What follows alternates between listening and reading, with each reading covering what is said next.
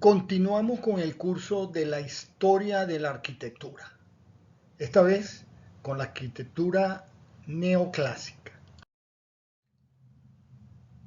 En el video anterior revisamos la arquitectura rococó. Si no lo vieron, pueden hacerlo entrando en el enlace que señala la flecha azul.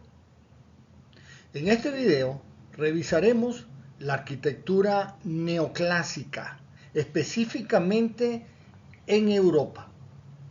Posteriormente revisaremos el neoclasismo en América. El término neoclasismo surgió en el siglo XVIII para denominar al movimiento estético que venía a reflejar en las artes los principios intelectuales de la Ilustración. Ese movimiento cultural e intelectual primordialmente europeo, cuya finalidad era disipar las tinieblas de la ignorancia de la humanidad mediante las luces del conocimiento y la razón. Por estos motivos, el siglo XVIII es conocido como el siglo de las luces. El neoclasismo surgió como una reacción contra el estilo barroco de ornamentación naturalista. Se propugnaba la necesidad de la funcionalidad y la supresión del ornato en los edificios. Todas las partes debían tener una función esencial y práctica. Y los órdenes arquitectónicos clásicos debían ser elementos constructivos y no solo decorativos. Si había una columna, debía tener una función estructural de soporte, no solo de adorno. Algunas de las características del neoclasismo son, por ejemplo, una es que es una copia fiel del clásico grecorromano. Emplea elementos básicos de la arquitectura clásica, columnas, los órdenes dórico, jónico y corintio, frontones, bóvedas, cúpulas, etc. Vean, por ejemplo, la iglesia de la Madeleine en París, concluida en 1842. Es como si estuviéramos viendo el Partenón. Otra característica es la simplicidad y pureza de líneas en el diseño. Busca la simetría y las proporciones, como pueden observar en el edificio de la Nueva Guardia de Berlín, construida finalizando 1818. Otra característica es que proliferan los monumentos conmemorativos, como el Arco de Triunfo de París. Se inicia la construcción de edificios de bien público, como hospitales, teatros, museos, y se convierte en el estilo preferido en los gobiernos revolucionarios o independentistas. Si las nuevas repúblicas tenían que construir edificios para sus nuevas instituciones, necesitaban que tuviera un estilo representativo de esas ideas. La democracia griega, la democracia romana. Por lo tanto, los parlamentos van a tener una estética neoclásica inspirada en Grecia, pero también en Roma. Veamos algunos ejemplos de arquitectura neoclásica. Comencemos por Francia. En la imagen ven el pequeño Trianon o Petit Trianon. Es un palacete del jardín del Palacio de Versalles.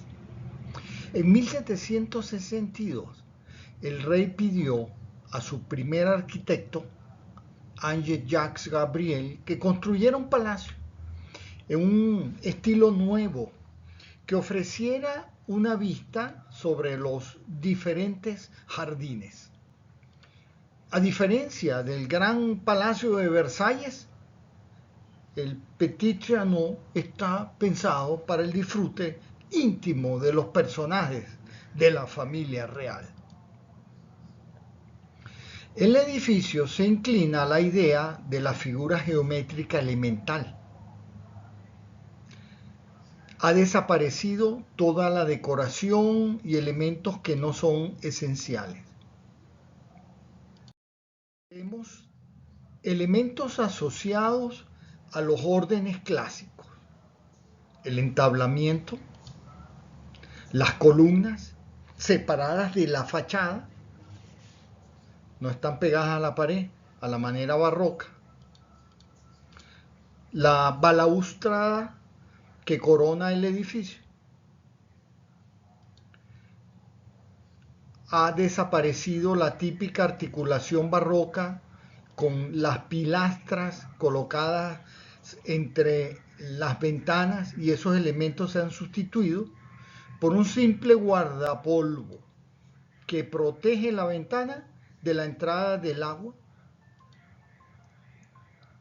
Este pequeño palacio es reconocido como una obra maestra de la naciente arquitectura neoclásica, sencillo y ordenado, con 4 fachadas decoradas en estilo corintio. El Panteón de París es otro de los primeros monumentos neoclásicos de Francia, obra del arquitecto Jacques-Germain Soufflot. Su construcción comenzó en 1764. Sin embargo, las dificultades financieras de la monarquía y la muerte prematura de Soufflot retrasaron las obras de edificación, que duraron 26 años. El edificio fue terminado durante la Revolución Francesa en 1790. Su arquitectura también retoma la fachada del Panteón de Roma, construido en el siglo I a.C. Lo vemos que está rematado por una cúpula inspirada en el Tempietto de la iglesia de San Pietro de Montorio. La planta es de cruz griega, con 4 cúpulas, una en cada brazo, y una enorme cúpula central.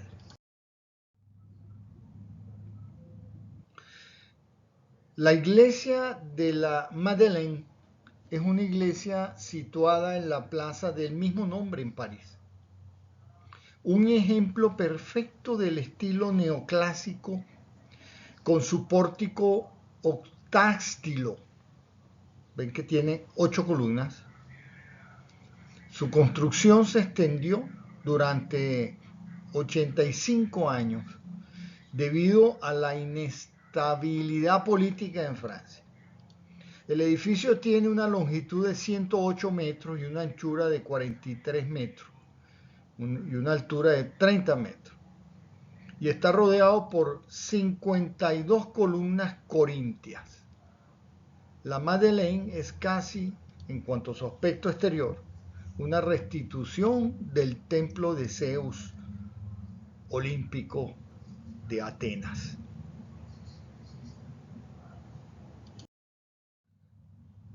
En el neoclásico se le prestó atención a los espacios públicos. Esta es la famosa Plaza de la Concordia, situada al comienzo de la avenida de los Campos Elíseos, en el 8º distrito de París. Fue construida entre 1757 y 1779 bajo el nombre de Plaza de Luis XV. En el centro se encontraba una estatua ecuestre del rey para celebrar su mejora después de una grave enfermedad. En 1792, la estatua es derribada y fundida, y la plaza es rebautizada como la Plaza de la Revolución. Durante la Revolución Francesa se convirtió en un sangriento escenario debido a la instalación de la guillotina, en el que fueron ejecutadas más de 1.200 personas. Algunos de los personajes más destacados entre los decapitados fueron María Antonieta Luis XVI o Robespierre. Con el final del régimen del terror, en 1795, la plaza fue rebautizada definitivamente como Plaza de la Concordia, que es el nombre que tiene actualmente. Observen ese grabado con los hechos del 21 de enero de 1793, cuando llevaron a la guillotina al último rey de Francia, Luis XVI. A la derecha, el pedestal de donde fue derribada la estatua ecuestre de su antecesor, Luis XV, como se llamaba la plaza originalmente. Para el momento de la ejecución del rey, la plaza se llamaba Plaza de la Revolución. A la izquierda vemos ese infernal invento llamado la guillotina. Los edificios del fondo todavía existen. Ya lo vamos a ver en un momento. Vemos al rey listo para la guillotina y al final exhiben orgullosos su cabeza separada del cuerpo.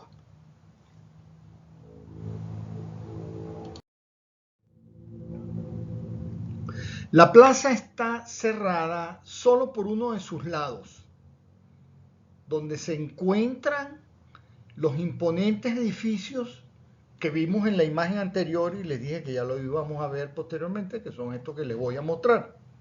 Estos dos edificios de estilo neoclásico. La sede del Ministerio de la Marina y el Hotel Crillon, que es uno de los más antiguos y lujosos del mundo.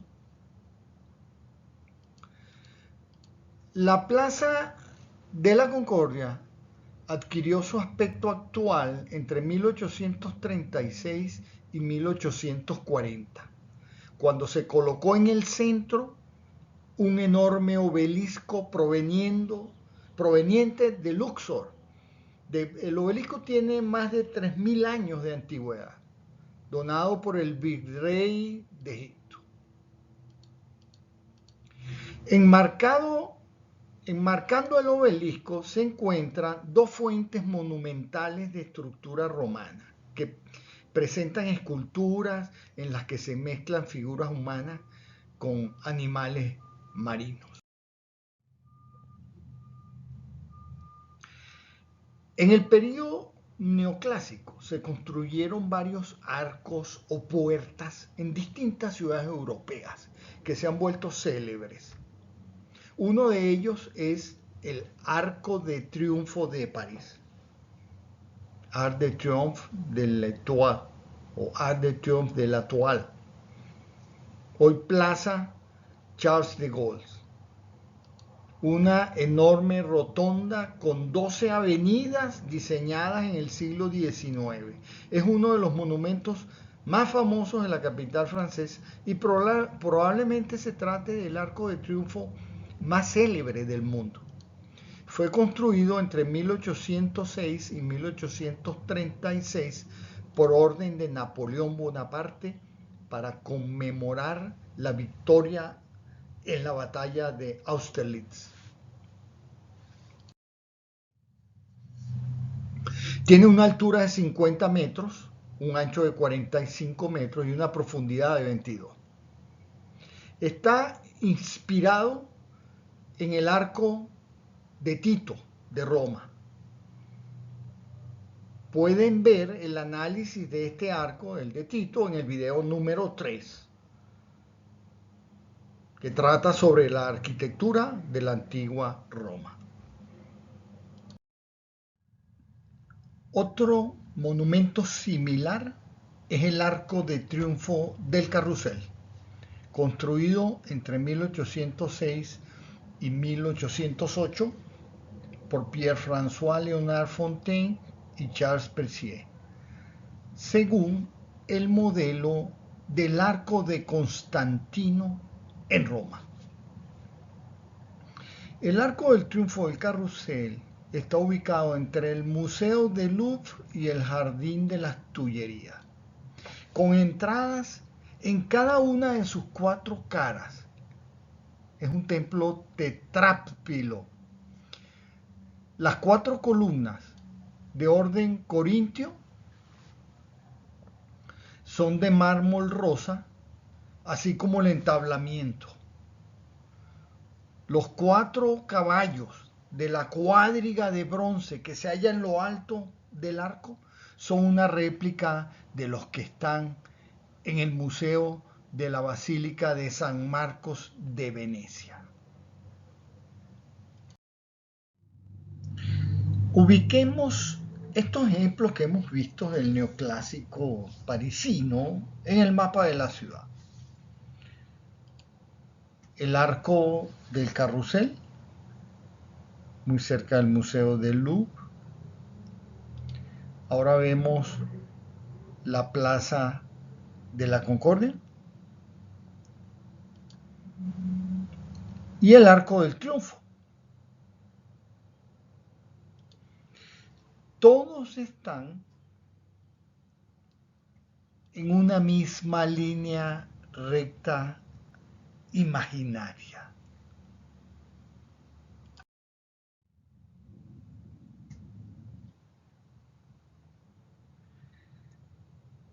Si desde el Jardín de las Tullerías miramos hacia el obelisco de Luxor, que está en la Plaza de la Concordia, esto es lo que veríamos. Las distancias son enormes. Entre el obelisco de la Plaza de la Concordia y el Arco del Triunfo hay 2,5 kilómetros, aunque en la fotografía se vean cerquita. Pero un momento, ¿qué son esos edificios modernos que se ven al fondo? ¿Esto es en París? Pues sí. Es el nuevo desarrollo, bueno, ya no tan nuevo porque en realidad es del siglo pasado, en el distrito de la Défense. Vamos hasta allá. Observen como referencia esta estructura que se ve en la elipse amarilla.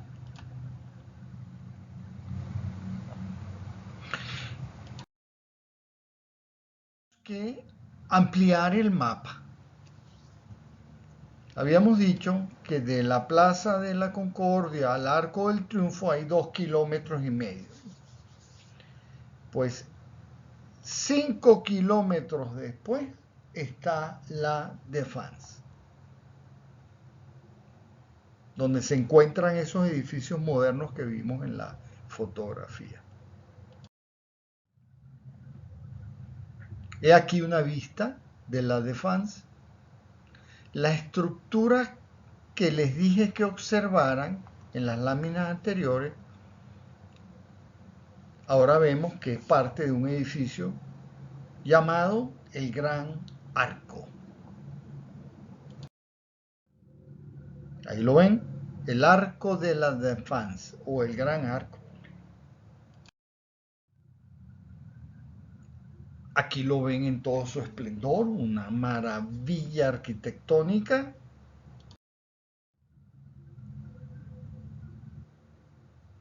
Es difícil percatarse de las dimensiones de esta estructura. Es un edificio de oficina que están bordeando el arco que ven.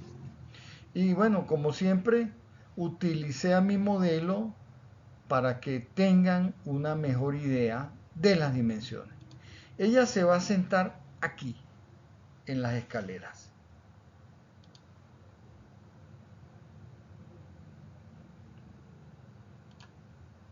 Ahí la ven, subiendo, y por fin logró sentarse. Vean las dimensiones de la obra.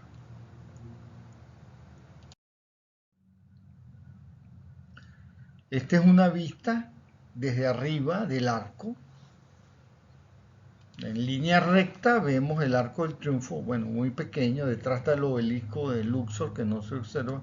Vamos a dar un poquito en el arco y ahí lo ven de nuevo el Arco del Triunfo. Este distrito es una visita obligatoria para el que visite París. Esto que hemos visto, esta línea imaginaria, es lo que se llama el eje histórico de París. Empezamos por aquí en el Louvre, vimos el obelisco, los campos del Liceo, pasamos por los bosques de Bolonia y llegamos a la defensa, al arco. Dejemos Francia y vamos ahora a ver ejemplos de arquitectura neoclásica en Alemania. La obra que introdujo con fuerza el neoclasismo en Alemania fue la Puerta de Brandenburgo, construida entre 1789 y 1793. Erigida en Berlín por el arquitecto Karl Gotthard Lagan. Es un severo monumento dórico, el primero de su género basado en las reconstrucciones publicadas en la segunda mitad del siglo XVIII de los propileos de Atenas. O sea, los propileos son estas entradas monumentales con columnas en un edificio o recinto. La puerta está coronada por una escultura de cobre de unos 5 metros de altura, la cuadriga, creada por Johann Gottfried van Dohr, que representa a la diosa Victoria montada en un carro tirado por 4 caballos en dirección a la ciudad. Posee 5 zonas de paso, de las cuales la central es la más ancha, con 2 puertas menores a los lados. Las columnas son de estilo dórico. Lagan modificó ligeramente el orden dórico. A diferencia del auténtico, las columnas están espaciadas de manera desigual en los pabellones laterales.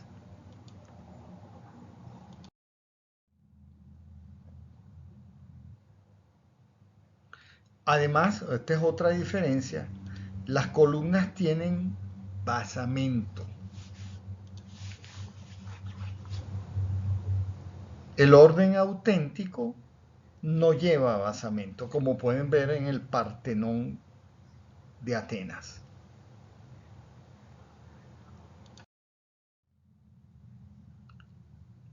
Otra diferencia es que aparecen medias metopas al final del friso. Vamos a refrescar los conceptos. Este es el triglifo y estas son las metopas, que es lo que la alto relieve que está entre los triglifos o el espacio que hay entre los triglifos. Los griegos en su lugar terminaban el friso con un triglifo, como lo pueden ver en la imagen, aquí en el Partenón de nuevo. La Puerta de Brandenburgo es por excelencia testigo y símbolo de supervivencia para Berlín. Pocos años después de su construcción, en 1806, Napoleón entró triunfalmente en Berlín, pasando por debajo de la Puerta de Brandenburgo.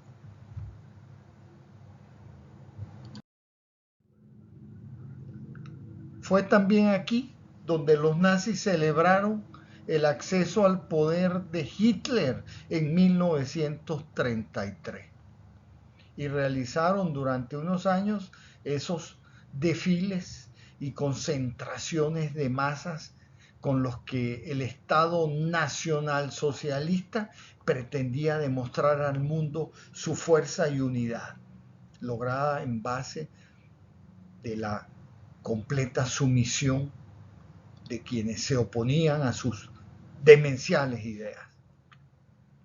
En la fotografía, que es de 1936, vemos un desfile de las tropas nazis dirigidas por Hitler.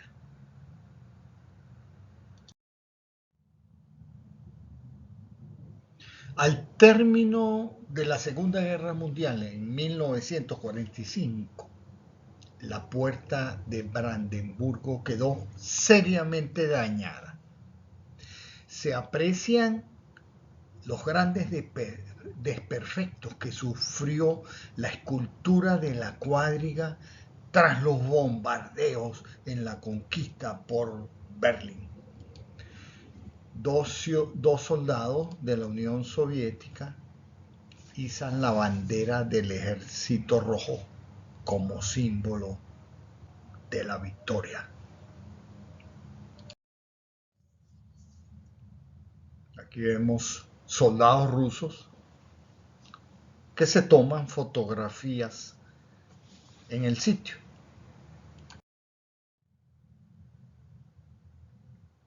Años después, entre 1961 y 1991, el muro de Berlín, la puerta de Brandenburgo, quedó en el lado soviético. Aquí vemos al presidente Kennedy en 1963 frente a la puerta. En 1989 cayó el muro de Berlín. Salen los titulares en los periódicos. Aquí ven la fotografía de una parte del muro en la primera plana de un periódico. Y así es, afortunadamente, la puerta actual.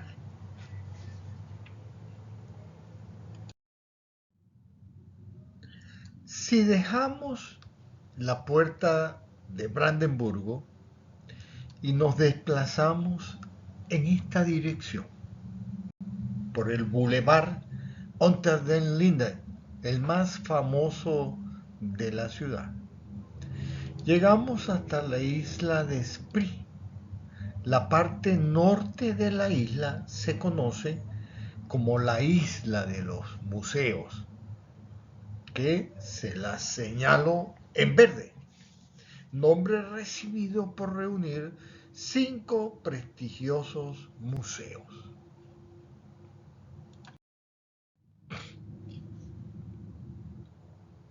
Allí visitaremos el Altes Museum, o el Museo Viejo.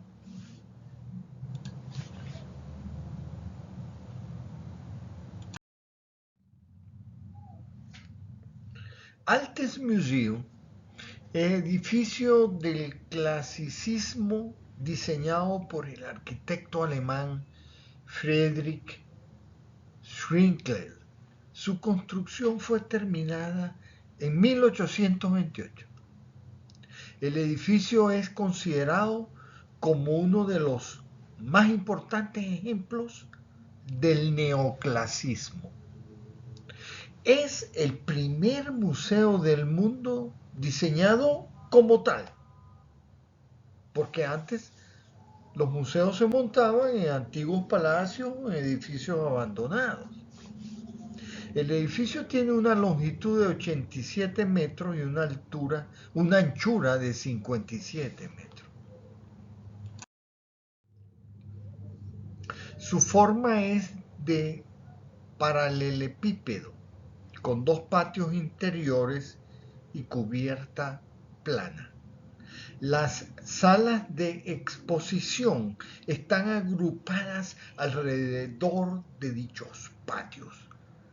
La zona central del edificio tiene 2 plantas y posee una rotonda central con luz central, conformando una galería sustentada por 20 columnas de orden jónico. como ven en esta imagen.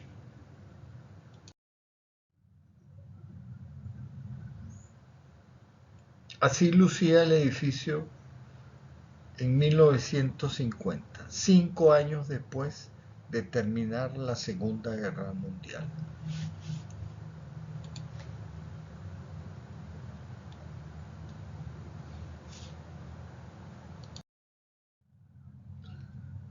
Luego fue reconstruido, por supuesto. Dejemos Berlín y ubicamos al sureste las ciudades de Nuremberg y Múnich, solo como referencia, porque realmente nos vamos a ellas. Ampliamos el mapa y casi equidistante a ambas ciudades se encuentra la población de Ratisbona.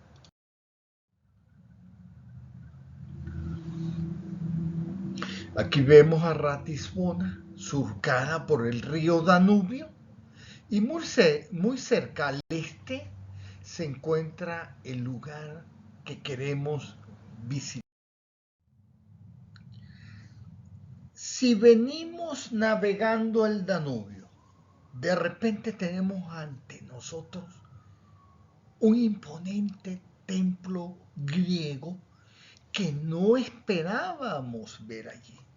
El Olimpo de Alemania, Valhalla, a primera vista parece un monumento irreal, fuera de lugar.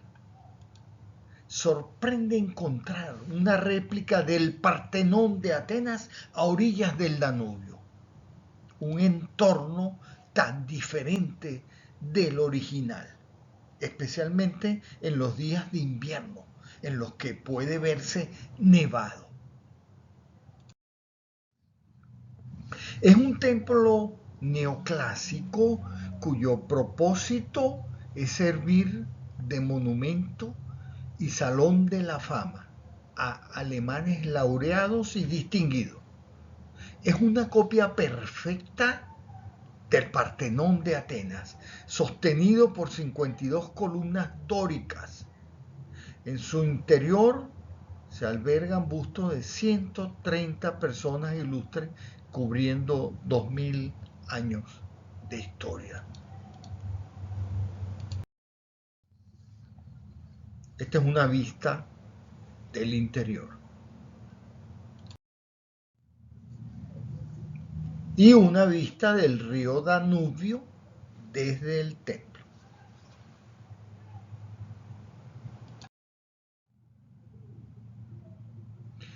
Dejemos Alemania y nos trasladamos al Reino Unido para ver qué hay del neoclásico.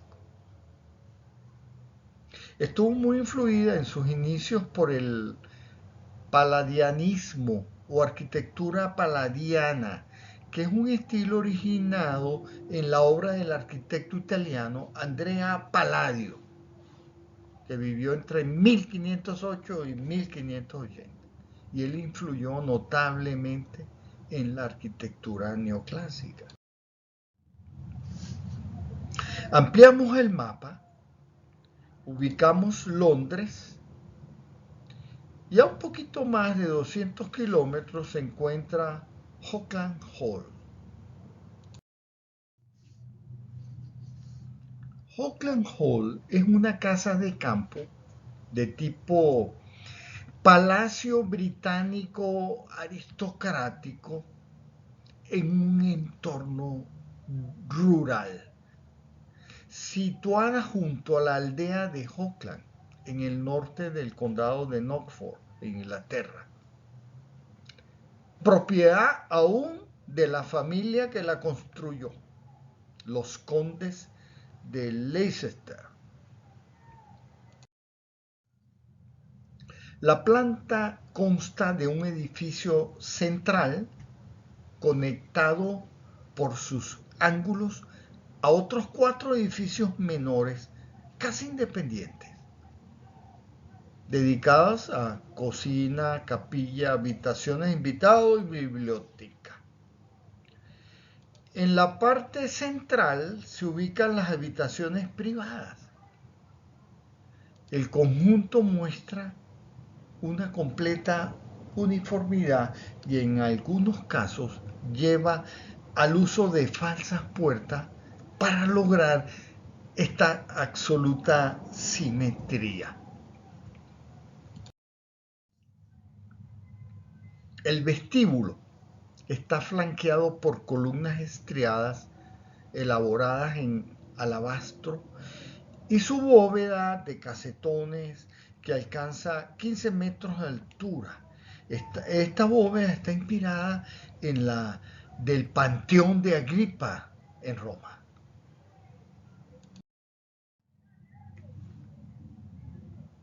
Aquí vemos el Banco de Inglaterra.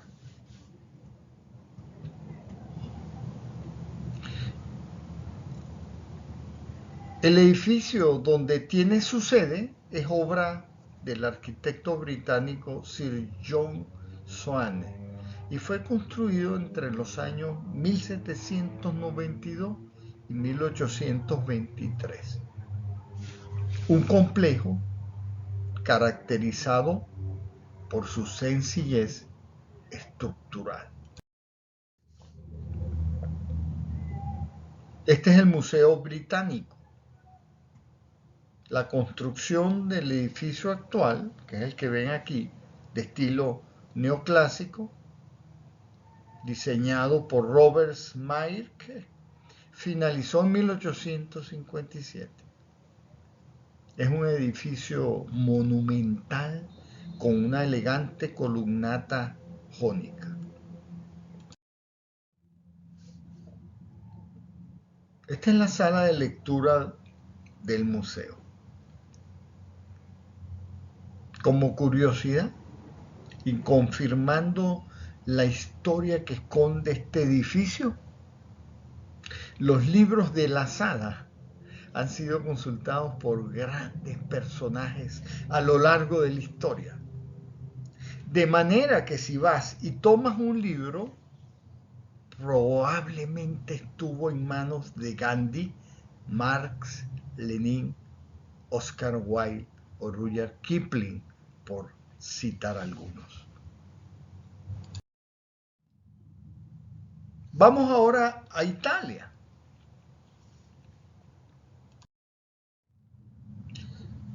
La iglesia de la Gran Madre de Dios es un templo católico de estilo neoclásico ubicado en Turín, construido en 1814. Está inspirado, como muchos otros, en el Panteón de Roma. Las 10 columnas, 6 al frente y 4 a los lados, con capiteles corintios, y el frontón confiere a la estructura un marcado aspecto neoclásico.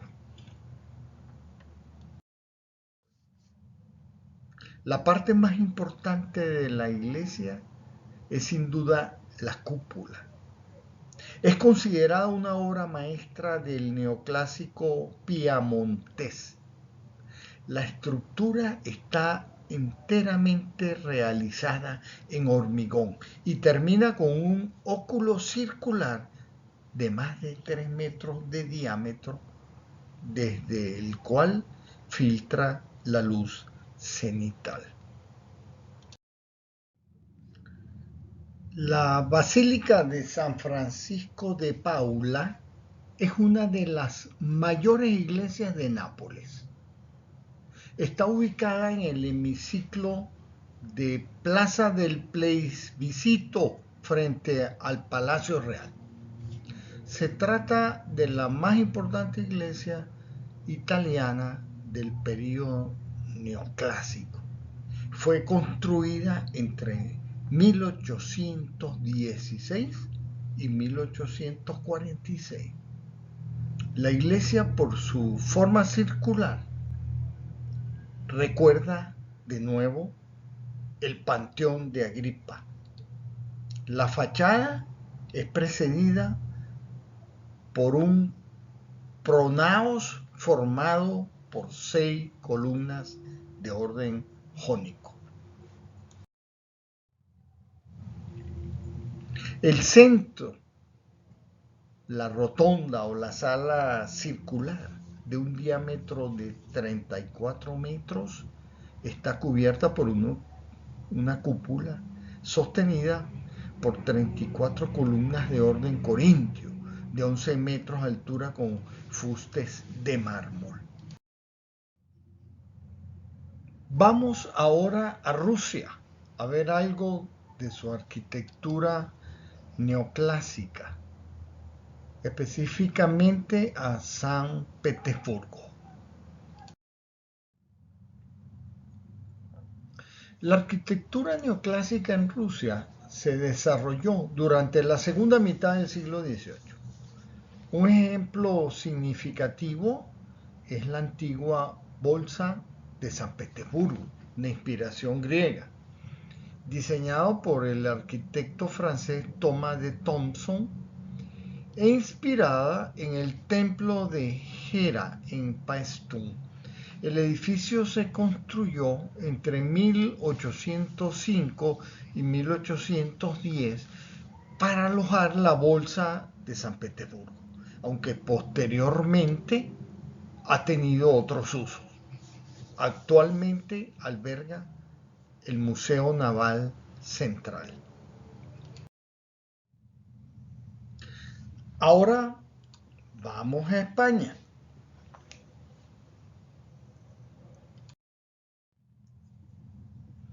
En Madrid se desarrollaron grandes proyectos de modificación urbana con fuerte orientación neoclásica. Por ejemplo, el Real Observatorio Astronómico, el antiguo Hospital de San Carlos, el Jardín Botánico y el actual Museo del Prado, entre otros. El edificio que hoy sirve de sede al Museo Nacional del Prado fue diseñado por el arquitecto Juan de Villanueva en 1785, originalmente como Gabinete de Ciencias Naturales. El edificio ha sufrido muchas intervenciones para ampliar su capacidad. Aquí pueden ver el plano y alzado original de Juan Villanueva. Así lucía el edificio en el siglo XIX.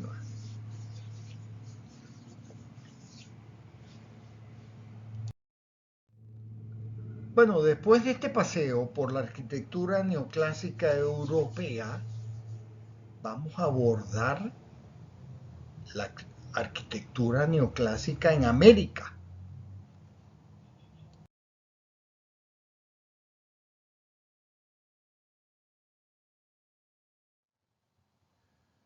Pero eso será en el próximo video.